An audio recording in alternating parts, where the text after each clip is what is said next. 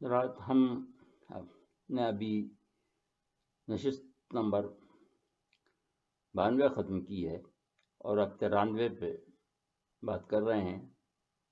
اس میں سفارتی کوششیں حضرت عثمان کی شہادت کی افواہ ہے اور بیعت رضوان ہے۔ گزشتہ نشست میں ہم حدیبیہ میں حضور کے وہاں قیام تک پہنچے تھے۔ اب آگے بڑھتے ہیں کہ ایک طرف تو قریش نے قبیلہ خزاعہ کی بے عزتی کی ان کی سفارتی کوششوں کی بنا پر، مگر دوسری طرف اپنے آدمی بھیجتے رہے۔ شاید ان کی کوشش یہ تھی کہ کسی طرح کوئی شخص ایسی بات معلوم کر لے یا بنا لے جس سے جنگ کا جواز مل جائے، مگر جہاں اللہ سبحانہ تعالیٰ خود رہنمائی فرما رہا ہو، ایسی کسی غلطی کا امکان کہاں ہو سکتا تھا۔ اس سلسلے میں انہوں نے سب سے پہلے اپنا ایک شاطر بھیجا جس کا نام تھا مقز ابن حفظ۔ حضور نے اسے آتا دیکھ کر فرمایا، ھذا رجل غادر، یہ عہد شکنی کرنے والا شخص ہے۔ اس نے بھی حضور صلی اللہ علیہ وسلم سے وہی سوال کیا جو کہ بدیل وغیرہ نے کیا تھا، اور حضور نے وہی جواب دیا جو کہ ان کو دیا تھا۔ اس نے بھی واپس جا کر قریش کے گوش گزار کر دیا۔ اس کے بعد انہوں نے ایک اور شخص حلیس کو بھیجا جو بنو حارث میں سے تھا، اس کا سردار بھی تھا۔ اس کو دیکھ کر حضور نے فرمایا کہ یہ عبادت گزار قوم کا فرد ہے، اس کو لے جا کر ہدا یعنی قربانی کی جان اونٹ دکھاؤ تاکہ وہ انہیں دیکھ لے۔ حلیس نے جب قربانی کے اونٹوں کو اپنی طرف آتے دیکھا جن کے گلے میں قلائد پڑے ہوئے تھے جو کہ ہدا ہونے کے علامت تھے، تو فوراً قریش کی طرف پلٹ گیا، چونکہ قربانی کے اونٹ دیکھ کر اسے تسلی ہو گئی تھی کہ حضرت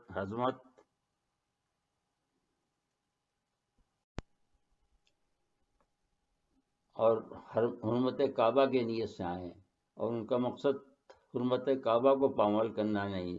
لہذا وہ رسول صلی اللہ علیہ وآلہ وسلم سے ملے بغیر ہی واپس ہو گیا اور اس نے سارا حال قریش سے جا کہا، لیکن انہوں نے اس کی بھی یہ کہہ کر بے عزتی کی کہ تو جا کر چپ چاپ بیٹھ جا، تو بالکل دہقانی ہے، تجھے کچھ پتہ نہیں ہے۔ اس بات پر حلیس ناراض ہو گیا۔ اس نے کہا کہ یا تو محمد صلی اللہ علیہ وآلہ وسلم کو وہ کام کرنے دو جس کے لیے وہ آئے ہیں، ورنہ ہمارا تمہارا معاہدہ ختم، اور میں ابھی تمام حبشیوں کو لے کر الگ جا کر بیٹھ جاتا ہوں، کیونکہ ہم اس لیے تمہارے حلیف نہیں بنے تھے۔ اس پر قریش کچھ ڈھیلے پڑے اور کہا کہ ہمیں کچھ مہلت دو تاکہ ہم کوئی ایسی راہ نکالیں جو سب کے لیے قابل قبول ہو۔ اس کے بعد انہوں نے عروہ ابن مسعود کو روانہ کیا۔ انہوں نے چلتے وقت قریش کو یوں مخاطب کیا کہ اے اہل قریش، میں وہ تمام جوابات سن چکا ہوں جو کہ تمہارے آدمی محمد صلی اللہ علیہ وآلہ وسلم کے پاس سے لا چکے ہیں، اور تم لوگ میرے بزرگ ہو اور میں تمہارے بچوں جیسا ہوں۔ اس کے علاوہ میں اس سے بھی واقف ہوں کہ جو تم پر استاد پڑی ہے، اس لیے میں اپنے قوم کے ان لوگوں کو ساتھ لے آیا ہوں جو میرے متی ہیں تاکہ تمہاری مدد کر سکوں۔ اہل قریش نے جواب میں کہا کہ تم نے سچ کہا ہے اور ہمیں تم پہ اعتماد ہے۔ اس کے بعد عروہ ابن مسعود حضور کی خدمت میں اقدس میں حاضر میں پہنچا اور رسول اللہ صلی اللہ علیہ وسلم کے سامنے جا کر بیٹھ گیا اور کہا، اے محمد صلی اللہ علیہ وآلہ وسلم، کیا تم نے ان معمولی آدمیوں کو اس لیے جمع کیا ہے اور انہیں لے کر آئے ہو کہ اپنے قبیلے کو ان سے ذکر پہنچاؤ؟ سن لو قریش، میں اپنی عورتوں کے نکل آئے ہیں، انہوں نے چیتے کی کھالیں پہن لی ہیں اور اللہ سے انہوں نے عہد کیا ہے کہ وہ بازور مکہ میں تمہیں نہیں داخل ہونے دیں گے۔ خدا کی قسم، کل لڑائی کا رخ بدلا تو یہ تمہیں چھوڑ کر بھاگ جائیں گے۔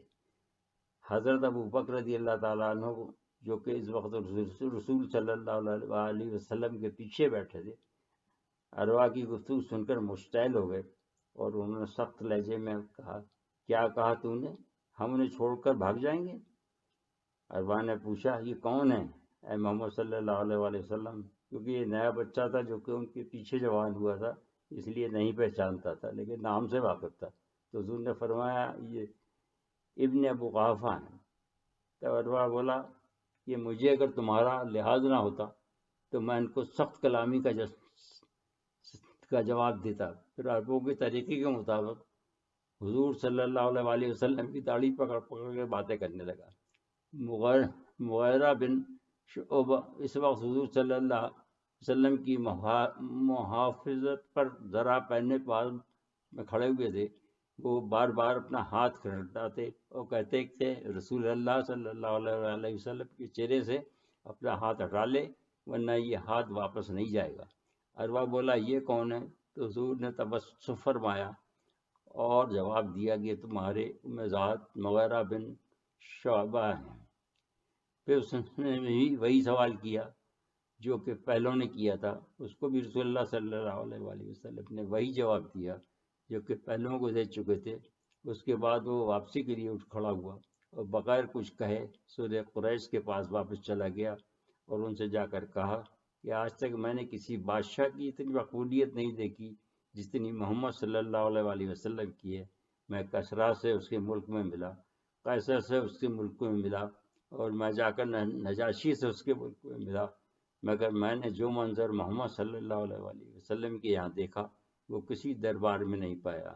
ان کے صحابہ کرام ان پر جان دیتے ہیں، حتیٰ کہ وضو کا پانی ان کا آب دہن وغیرہ بھی زمین پر نہیں گرنے دیتے، اسے بھی ہاتھوں ہاتھ دیتے ہیں اور برکت کے لیے استعمال کرتے ہیں۔ لہذا میں اس نتیجے پر پہنچا ہوں کہ ان کے ساتھی کسی حالت میں بھی انہیں نہیں چھوڑیں گے۔ اب جو تمہاری رائے ہو وہ کرو۔ اس کے بعد حضور نے اپنی طرف سے ایک سفارت بھیجی جس کا مقصد مکہ کے تمام لوگوں کو اعلان کر کے یہ بتانا تھا کہ حضور صلی اللہ علیہ وسلم لڑائی کے لیے نہیں بلکہ عمرہ کے لیے تشریف لائیں۔ اس کے لیے حضور صلی اللہ علیہ وسلم نے خراش ابن امیہ خزائی کو روانہ کیا اور ان کو سواری کے لیے اپنا اونٹ خاص مرمت فرمایا جس کا نام سالب تھا۔ پھر قریش نے ان پر حملہ کر دیا اور اونٹ کو ہلاک کر دیا۔ ان کو بھی قتل کرنا چاہتے تھے کہ ان کے قبیلے کے لوگ آڑے آ گئے، ان کو انہوں نے چھوڑ دیا۔ تب انہوں نے تمام قصہ واپس آ کر حضور کو بتایا۔ حضور صلی اللہ علیہ وسلم نے اس کے بعد قریش نے دہشت زدہ کرنے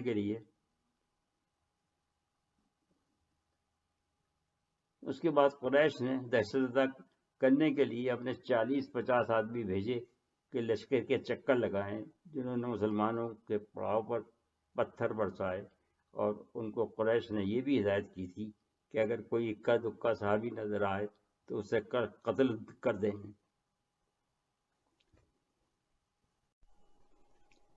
مگر یہاں اس کا الٹ ہوا کہ صحابہ کرام رضوان اللہ تعالیٰ علیہ اجمعین نے ان سب کو گرفتار کر لیا اور رسول اللہ صلی اللہ علیہ وسلم کے سامنے پیش کر دیا۔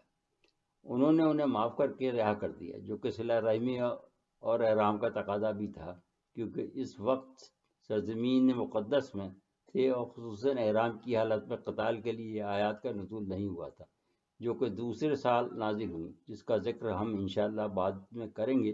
پہلی سفارت کی ناکامی اور قریش کی شقاوت کے باوجود حضور نے پھر ایک اور سفارت بھیجنا چاہی اور حضرت عمر کو بلا بھیجا، لیکن انہوں نے یہ فرمایا کہ میں جانے کو تو تیار ہوں، مگر آپ میری مجازی اور قریش کے ساتھ دشمنی سے واقف ہیں، اور وہاں میرے قبیلے عدی کا بھی کوئی آدمی باقی نہیں رہا جو میری حمایت کر سکے۔ اس کے برعکس اس کام کے لیے میں ایسے شخص کا نام نہ بتاؤں جو مجھ سے بہتر ہے اور معزز بھی۔ جب حضرت نے اجازت مرحمت فرمائی تو انہوں نے کہا وہ بہتر شخص عثمان ابن عفان رضی اللہ تعالیٰ عنہ ہیں، کیونکہ وہ ٹھنڈے مزاج کے آدمی ہیں اور بنی امیہ کے ایک معزز فرد ہیں جو اس وقت وہاں پر سب سے زیادہ طاقتور ہیں۔ لہذا حضور نے ان کو روانہ فرمایا اور کہا کہ اہل مکہ کو میرا یہ پیغام پہنچا دیں کہ ہم لڑنے نہیں آئے بلکہ صرف عمرے کے لیے آئے ہیں۔ ہمارے آنے کا مقصد سوائے بیت اللہ کی زیارت کے کچھ بھی نہیں ہے۔ حضرت عثمان رضی اللہ تعالیٰ عنہ مکہ کی طرف روانہ ہو گئے۔ انہیں راستے میں ان کے ایک رشتہ دار ابان ابن سعید ملے اور انہوں نے اس وقت تک کے لیے پناہ دے دی جب تک کہ حضرت عثمان رضی اللہ تعالیٰ عنہ حضور کا پیغام اہل مکہ تک نہ پہنچا دیں۔ پھر اس نے اس رات اپنا مہمان بھی رکھا۔ اس کے بعد حضرت عثمان ابو سفیان اور عمرہ قریش کے پاس آئے، جو کہ حضور نے پیغام دیا تھا وہ پہنچایا۔